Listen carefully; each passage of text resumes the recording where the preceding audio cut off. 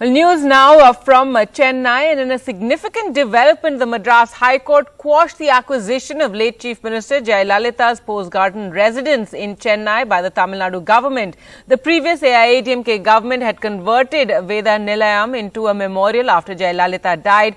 Jayalalitha's legal heirs, her nephew and niece Deepa and Deepak, had challenged the takeover. The court also ordered handing over the property key to them. In fact, we spoke to Deepa Madhavan, Jayalalitha's niece, who said it was a very long legal battle and she's relieved.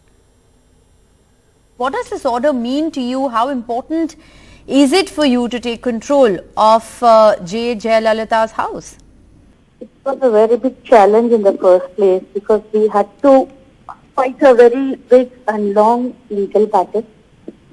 So at the end of it, we have triumphed, and it is very emotional day for us.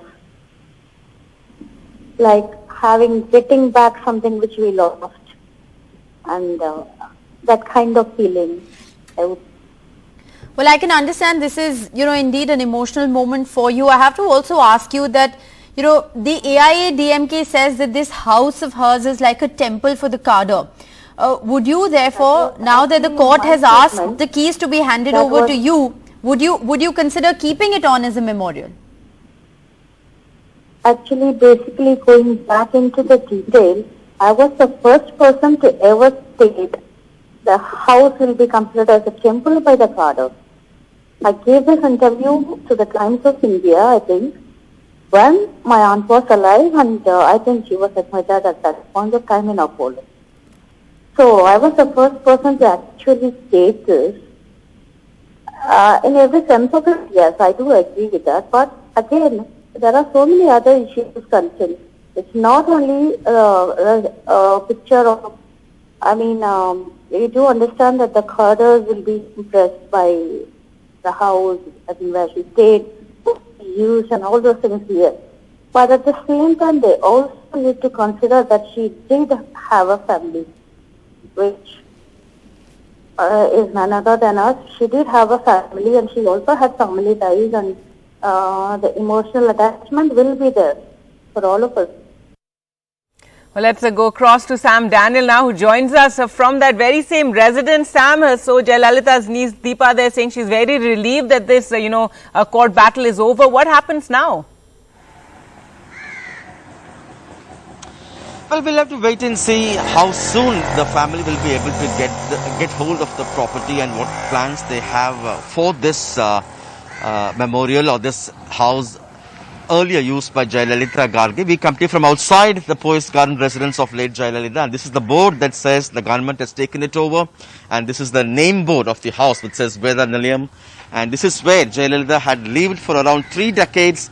This was originally purchased by her mother, and then now the court has made 3 important directions. One, the government has to hand over the property keys to the legal heirs, that will be in this case Deepa and her brother Deepak. Secondly, the court has also directed the government to take back the 65 crore money they had left with the court to be paid as compensation to the legal heirs. And since the court has actually quashed the earlier order, the earlier move by the government has to take back the money. In terms of the AIADMK's next course of action, it's not very clear yet. One senior leader, Mr. Jayakumar, former minister, has said that the residence of Jayalalitha is like a temple for the cadre, and they will take a call after deliberations in the party level. And this was waiting to happen because earlier this year, when the then Chief Minister EPS had hurriedly inaugurated this as a memorial, the court had made it as a precondition that the government would have to abide by any order the court may pass, and it had taken back the keys immediately. And this was never a memorial in that sense. No public was allowed. And the court has also made 2 important points. One, the moment a person dies, the legal heirs automatically become owners of the property. There's nothing like unowned property. Secondly, the court has also questioned the justification given by the then AIADMK government, saying that a memorial using public money for Jayalalitha is required because of her large amounts of charity and welfare measures for the people of Tamil Nadu, and the court had asked, isn't that the duty of an elected chief minister to selflessly work for the people, and it had also raised the issue of the presence of another memorial along the Marina Beach where Jayalalitha was buried.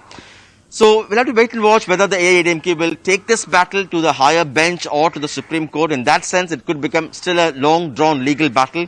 But at the moment, it's certainly a huge relief for the family members, although many claim that Jayalalitha had never had close ties with either with Ms. Deepa or Deepak, but the family argues that it's beyond that, and they also blame it on how there were measures to scuttle any kind of meeting with them. They point out both Sasikala's group at that point in time allegedly had stopped them from meeting Jayalalitha. They cite all those reasons, but going by the law, any family member, in this case the nephew and niece, automatically become legal heirs, and their right has now been established. All right, Sam, thanks so much for joining us.